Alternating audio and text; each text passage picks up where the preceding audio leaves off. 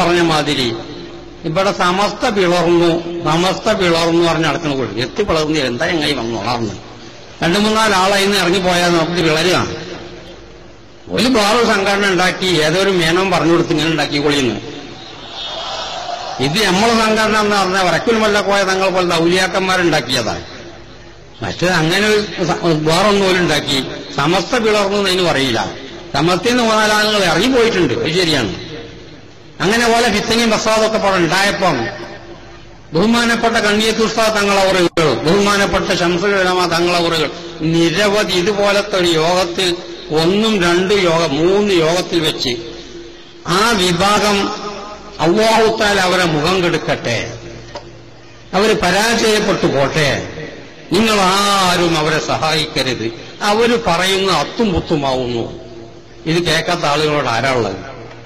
അങ്ങനത്തെ ഒരു വിഭാഗം ഇവിടെ പ്രവർത്തിച്ചുകൊണ്ടിരിക്കുന്നുണ്ട്. നമുക്കവരെ അംഗീകരിക്കാൻ കഴിയില്ല. പൊള്ളേ അവർ പറയുള്ളൂ. ഇപ്പോൾ അങ്ങനെ തന്നെ ഇപ്പം പറഞ്ഞ് ആ മുടിന്റെ പ്രശ്നം കയറി ഇപ്പൊ കോടതിയിലെത്തി നോക്കുമ്പോൾ അവിടെ കൊടുക്കുന്ന ഓരോ വിഷയം ഇനി മറ്റേ എതിർകക്ഷിയിൽ നേരിടും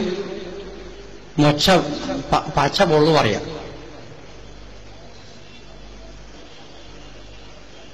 അങ്ങനെ ഇങ്ങനെ ഒരു പള്ളിക്ക് തന്നെ ഒരു മുടിക്കൊരു പള്ളിന്റെ വർത്താനം ഞങ്ങൾ ചെയ്തിട്ടില്ല.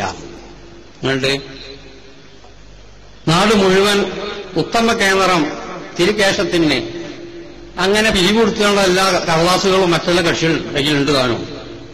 ഞങ്ങളങ്ങനെ പള്ളി നടത്താൻ പറഞ്ഞിട്ടില്ല. അങ്ങനെ പള്ളിക്കൊരു പിരിവെടുത്തിട്ടില്ല. ബഹുമാനപ്പെട്ട ഐദർ ശിഹാബ് തങ്ങൾ പറഞ്ഞ് ഇന്ത്യക്ക് നിന്ന് പിരിവെടുത്തുകണ്. അങ്ങനെ ഇന്ത്യ ഈ കള്ളാസ് കാട്ടിക്കൊടുത്ത് പല ആളെയും കളിച്ചാൻ പുറപ്പെട്ട ഞാൻ റിപ്പോർട്ട് കൊടുത്തു. ഇത്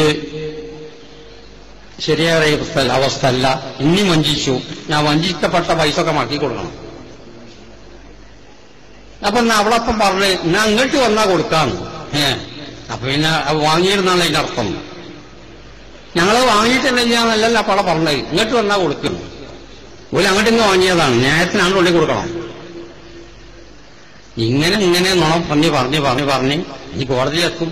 ഇപ്പൊ നോക്കട്ടെ, നമുക്കിവിടെ കണ്ണിയത്തിന് തോഴയുണ്ട്, ഒരു പരാജയപ്പെടട്ടെ.